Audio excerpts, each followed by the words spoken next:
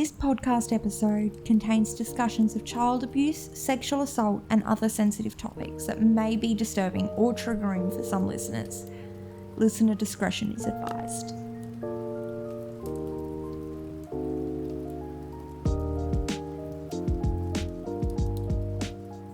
Welcome back, my culty crime crew. Tonight, we're dimming the lights, drawing the curtains, and venturing into a world where secrets fester and the truth struggles to break free. Grab your favourite beverage, get comfy, and prepare to be chilled to the bone as we uncover the twisted tale of Warren Jeffs and the Fundamentalist Church of Jesus Christ of Latter-day Saints, or the FLDS for short. Our story takes us deep into the heart of a secluded community where the line between faith and control blurs, and where one man's power casts a long, dark shadow. We'll delve into the lives of those trapped in this web of manipulation, the brave souls who dared to speak out, and the chilling consequences of unchecked authority.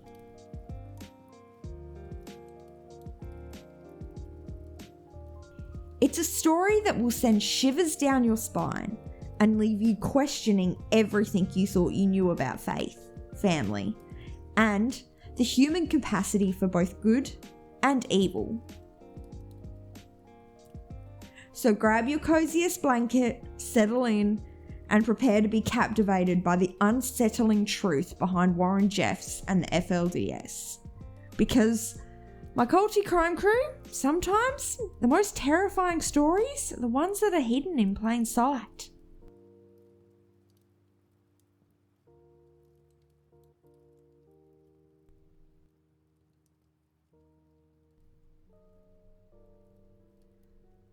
Now, before we dive into the Warren Jeffs era of the FLDS, we need to rewind a bit here. The FLDS church didn't just appear out of thin air.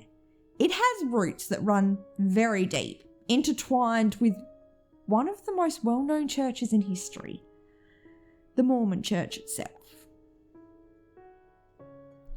Picture this. It's the early 20th century, and a group of devout Mormons are feeling a bit, let's say, rebellious. They're not happy with the mainstream church's decision to abandon polygamy, a practice they believe is essential to their faith. They cannot get to heaven unless they have 3 wives. So what do? They break away. They form their own sect, the FLDS, determined to uphold their traditions and beliefs no matter the cost. Now, this wasn't just a minor disagreement. It was a full-blown schism, a splintering of a community. And as with any division, it came with its own fair share of drama, secrets, and whispered conversations behind closed doors. The FLDS Church established itself in remote areas of Utah and Arizona, creating isolated communities where their unique way of life could flourish. They built their own schools, their own businesses, and their own social structures, all centered around their unwavering faith and dedication to polygamy. But as we'll soon discover, this isolation also bred an environment ripe for control and manipulation. It paved the way for a leader like Warren Jeffs to rise to power, a man who would twist their fate into something far darker and far more sinister. So, my culty crime crew, buckle up as we journey deeper into the history of FLDS Church. We'll uncover the seeds of their rebellion, the foundation of their beliefs, and the stage upon which Warren Jeffs would play out his twisted drama.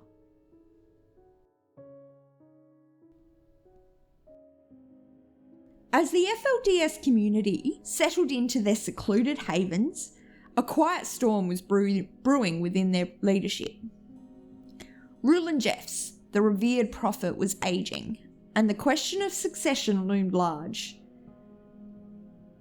Rulon, with his gentle demeanour and love of music, had led the community for decades, But his son Warren was a different breed altogether. He was a man of stark contrasts, charismatic yet controlling, devout yet domineering. Some whispered that he even dictated the colour of dresses the women were allowed to wear, a stark departure from his father's more relaxed approach.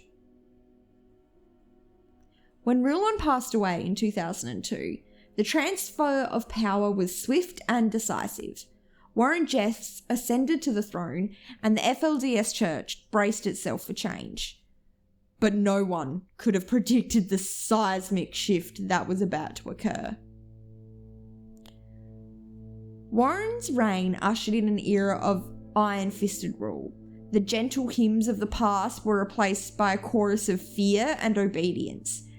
Young girls like Alyssa Wall and Carolyn Jessup, once full of dreams, found themselves trapped in a system where their futures were decided for them, their voices silenced.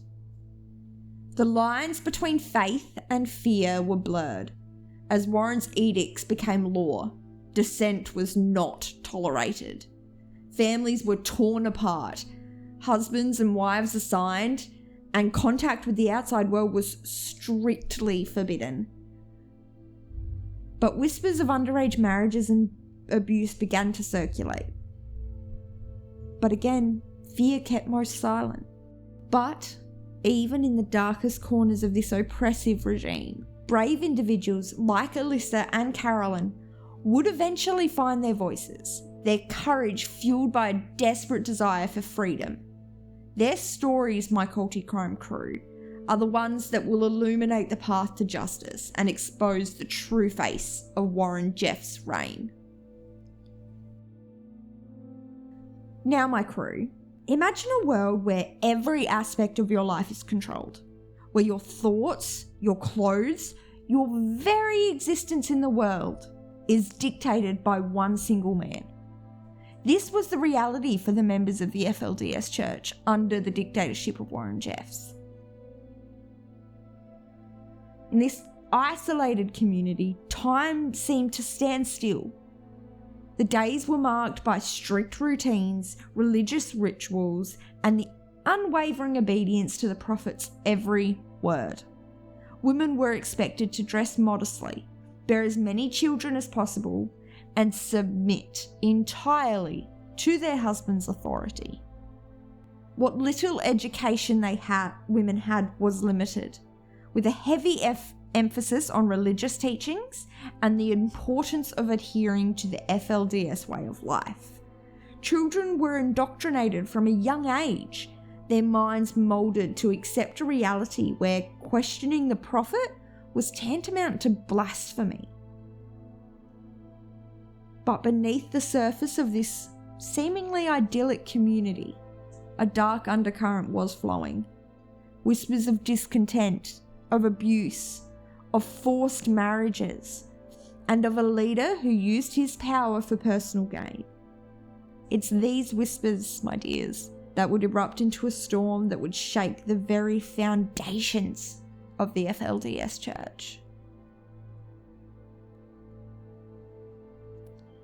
For a while, it seemed as if Warren Jeffs' iron grip on the FLDS Church was unbreakable. But even in the most tightly controlled societies, cracks will eventually appear. Whispers of discontent began to circulate, carried on the wind like seeds of rebellion. Within the confines of their homes, behind closed doors, families began to question the prophet's edicts. Mothers worried about their daughters, forced into marriages at very tender ages. Fathers grew wary of the constant scrutiny and the ever-present fear of defying the new order. These whispers of doubt grew louder, coalescing into a chorus of defiance. A few brave souls, their hearts filled with both fear and hope, dared to challenge the status quo. They sought refuge in secret meetings, sharing their stories, their pain, and their yearning for freedom. One such voice belonged to Carolyn Jessup, a woman we spoke about earlier. She had endured years of abuse and manipulation at the hands of her husband, a high-ranking member of the FLDS. Carolyn's courage to speak out, to share her harrowing experiences, would prove to be a turning point in the fight against Warren Jeffs. Another key figure in this growing resistance was Alyssa Wall, a young woman forced into marriage at the tender age of 14, and not only that, it was to her first cousin. Her story, a heartbreaking testament to the exploitation of children within the FLDS, would send shockwaves through the nation and the world, and spark a legal battle that would ultimately bring Jeffs to justice. But the path to freedom was fraught with danger. Those who dared to defy the prophet faced ostracism, harassment, and even threats of violence. Yet, their courage was unwavering, their determination fueled by a burning desire to protect their loved ones and expose the truth. In this chapter of our story crew, we'll delve into the lives of these brave individuals. The voices that pierce the silence of the FLDS community. Will witness their struggles, their triumphs, and the ripple effect their courage would have on the fight against Warren Jeffs' reign of absolute terror. So stay tuned, my dears, for the darkness is about to give way to just a glimmer of hope. The FLDS community, under Warren Jeffs' suffocating grip, was a place where silence was enforced, where fear was everyone's constant companion. But even in the darkest corners, the human spirit yearns for freedom, for truth, for justice. And within the walls of this isolated world, a few courageous souls dared to break the silence. Women like Alyssa Wall and Carolyn Jessup, their lives shattered by forced marriages and abuse, found the strength to escape the clutches of the church. Their journeys were fraught with danger, their every step a gamble against the odds. You can only imagine, crew, the sheer terror of fleeing a community that has been your entire world, of leaving behind your family, your friends, everything you've ever known. Imagine the uncertainty, the fear of the unknown, the constant looking over your shoulder, wondering if the long arm of the FLDS would reach out and grab you by the back of the neck and pull you back into the darkness. But these women, fueled by a mother's love, a survivor's instinct, and an unyielding thirst for truth and justice, pressed on. They sought refuge in the outside world, a world they had been taught to fear and despise. And once they found their voices, they used them to expose the horrors that they had endured. Their testimonies, their bravery, ignited a firestorm.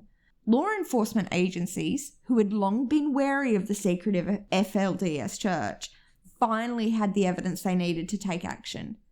The legal battles that followed were long and arduous, but they marked a turning point in the fight against Warren Jeffs and his reign of terror. The world watched as the prophet, once untouchable, was stripped of his power and brought to justice. The voices of the silence had finally been heard, their cries for help echoing through the halls of justice. But the story doesn't end there. The scars of the past run so deep, and the healing process is long. Yet the courage of these women who dared to break free serves as a beacon of hope, a reminder that even in the darkest of times, the human spirit can triumph over adversity. The whispers of dissent that had been circulating within the FLDS community were about to reach a fever pitch. The brave voices of those who had escaped, like Alyssa and Carolyn, were not going unheard. Their harrowing testimonies had caught the attention of law enforcement, who had long suspected that something sinister was happening behind the closed doors of FLDS compounds. Investigators faced a daunting task. The FLDS was a tight-knit community, fiercely loyal to their prophet and deeply suspicious of outsiders. But the whistleblower's accounts were too compelling to ignore. They painted a picture of a society where children were exploited, women were oppressed, and the law was bent to the will of one single man. The investigation was a slow and meticulous process, requiring patience, persistence, and the cooperation of those who had escaped the church's grasp. Alyssa Wall in particular played a pivotal role. Her testimony about being forced into marriage at the age of 14 to her first cousin, no less, became a cornerstone of the case against Warren Jeffs. But Jeffs, ever the elusive manipulator, had caught wind of the investigation and fled, becoming a fugitive from justice. The manhunt was on, and the FBI placed him on their 10 most wanted list. It was a game of cat and mouse, with Jeffs always one step ahead of the authorities. But even the most cunning fugitive can't hide forever. In a bizarre twist of fate, Jeffs was finally apprehended during a routine traffic stop. He was found in the backseat of a car with his brother and his wife, one of his many wives, munching on a salad. His disguise and freedom crumbling away like a stale cracker. Jeffs was initially convicted in Utah as an accomplice to rape based on Alyssa Wall's case and sentenced to prison there. But while incarcerated, the legal battles were far from over. Investigators in Texas, armed with new evidence and testimonies, continued to build their case against him. The disturbing diaries and recordings that had been uncovered on one of Jeff's properties, coupled with the accounts of other brave survivors, revealed a horrifying pattern of sexual abuse involving underage girls.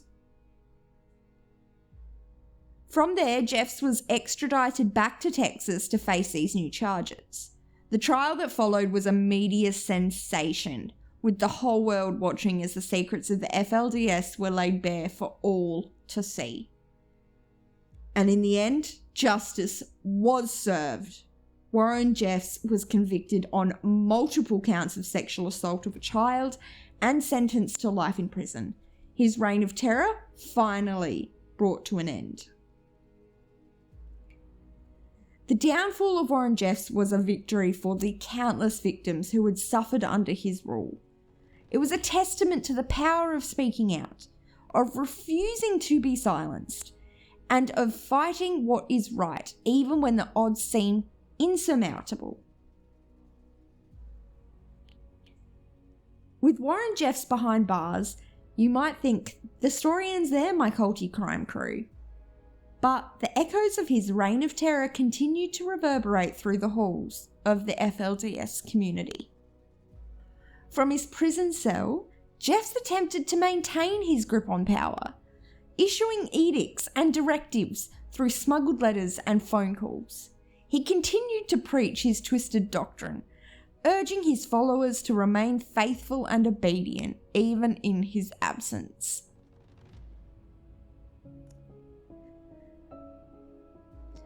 But the FLDS community had found itself at a crossroads. Some members, disillusioned and traumatised by Jeff's crimes, chose to leave the church and start new lives, and good on them. Others, clinging to their faith and the only way of life they had ever known, have remained loyal to their imprisoned prophet. The outside world watched with a mix of fascination and horror as the FLDS struggled to redefine itself. Law enforcement agencies kept a watchful eye on the community, wary of any further abuses or attempts to obstruct justice. But amidst the turmoil, there were also signs of hope. Former members, now free from Jeff's control, began to speak out, sharing their stories and advocating for change. Organisations dedicated to helping survivors of cult abuse offered support and resources to those who had escaped the FLDS. The road to recovery was long and arduous, but the FLDS community, like a phoenix rising from the ashes, began to rebuild. They forged new paths, embraced new traditions, and sought to create a future free from the shadows of the past. The story of Warren Jeffs and the FLDS is a stark reminder of the dangers of unchecked power and the importance of vigilance in protecting the vulnerable within society. But it's also a testament to the resilience of the human spirit, the power of truth, and the unwavering pursuit of justice.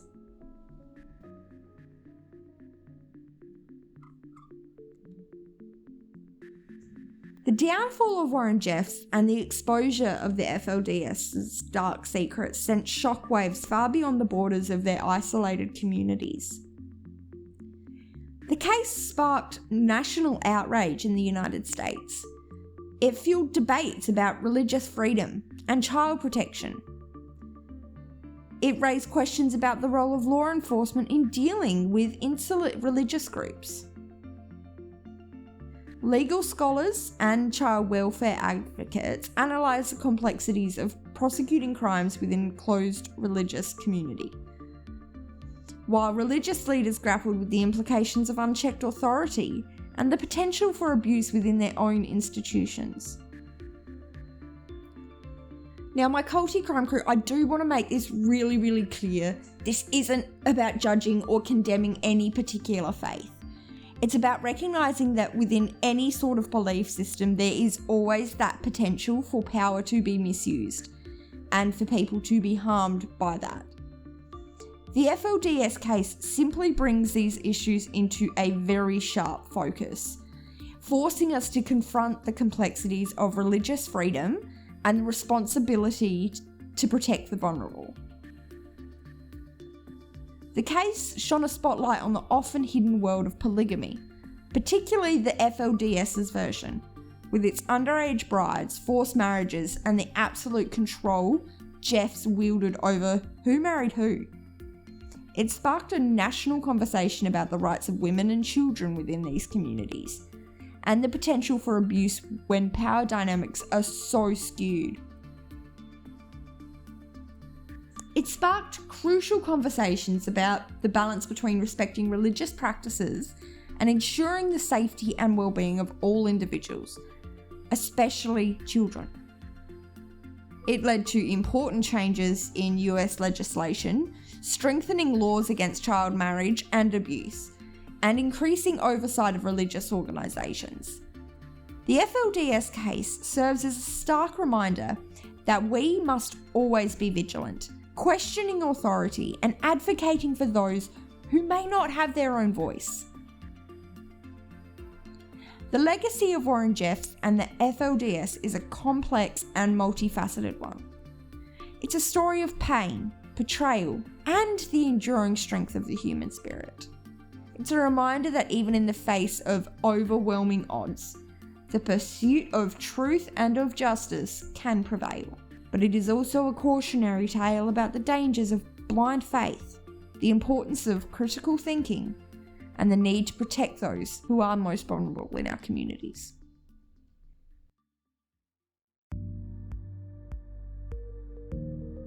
Now, my crew, as we prepare to part ways, I want to extend another heartfelt invitation to you all. If there is a crime or cult story that you're curious about, that you think needs to be told, please email me at cozy.cults.crimes@gmail.com. That's cozy.cults.crimes@gmail.com. Or you can message me on Instagram at same thing, same spelling, cozy.cults.crimes. Your interests and insights help me shape these episodes, and I hope together we can continue to uncover the mysteries that lie hidden in the shadows. Your interests and insights help me shape these episodes, and together I hope we can continue to uncover the mysteries that lie hidden in the shadows. And also, I do just want to say, if today's episode has touched you, stirred something up, please take a moment for yourselves practice a little bit of self-care, reach out to a friend, or just enjoy a warm cup of tea wrapped in your dressing gown. That's my favourite way. Honestly though, if you or someone you know needs support, please don't hesitate to reach out to Lifeline Australia. You can call them at 13 11 14 or text them even at 0477 13 1114. They offer confidential crisis support and are available 24/7. Remember, there is help available and you're not alone. You've got your culty crime crew behind you all the way. Don't forget. Until next time, keep that flame of curiosity burning, but never forget the warmth of the fires that keep us all connected. Be well, stay cozy, and remember, in pursuing the truth, we always hope to find the light. Thank you for tuning in, my culty crime crew. I'm Bubbles, and I can't wait to have you back for another journey into the shadowing, yet strangely comforting, world of cozy cults and crimes. I'll see you next time. Bye!